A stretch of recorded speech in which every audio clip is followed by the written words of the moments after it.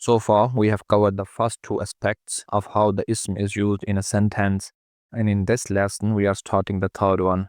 In Arabic, plurals begin at 3. Arabic have something in between the plural and singular. It's the dual form of the ism. This special form is used when referring to two of something, like 2 men, 2 teachers, 2 houses. The Arabic term for dual is musannā. The singular form is known as wahid, and the plural is called jam. You might come across another term for the dual, that is tathniyah. Tathniyah, in fact, refers to the process of turning a singular noun into its dual form. Forming the dual musannā from a singular wahid in Arabic is extremely easy. Whether the noun is masculine, muzakkar, or female, muannath, the pattern stays the same. And here's how it works. Place a fatḥah on the last letter of the word. If the word ends in a ta marbūṭah, change it to an open ta. Then simply add the suffix ani to the end. Let's take an example of a singular noun, rajulun, which means a man. To make it dual, meaning 2 men, we follow the simple steps.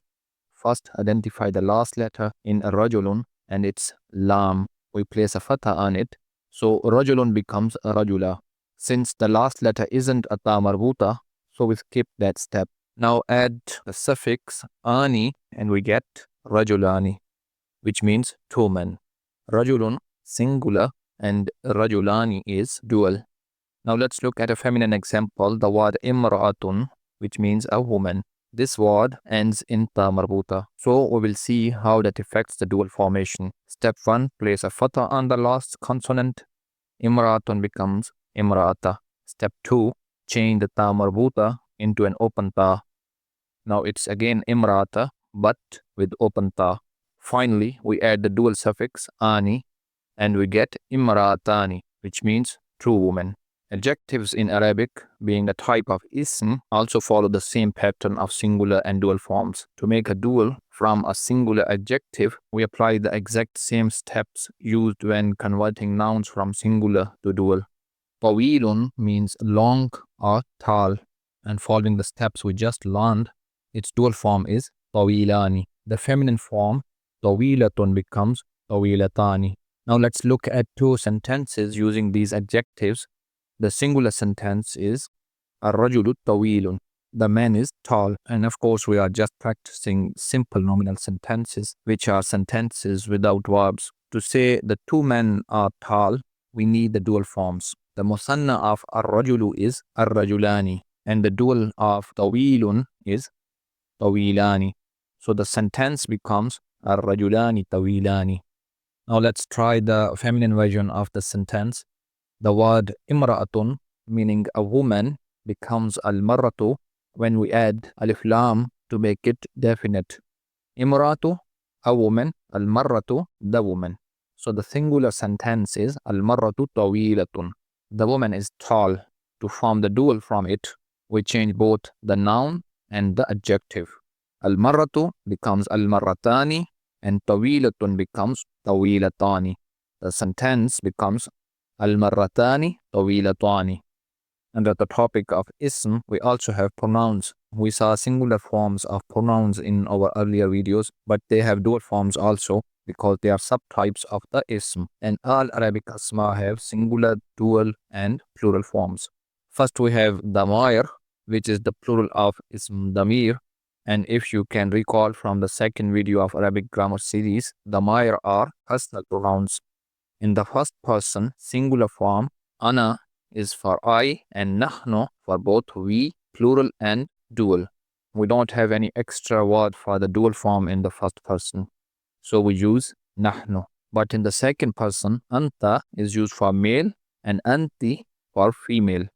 Antuma is the dual form of both anta and anti. In the third person singular, huwa means he and hiya means she.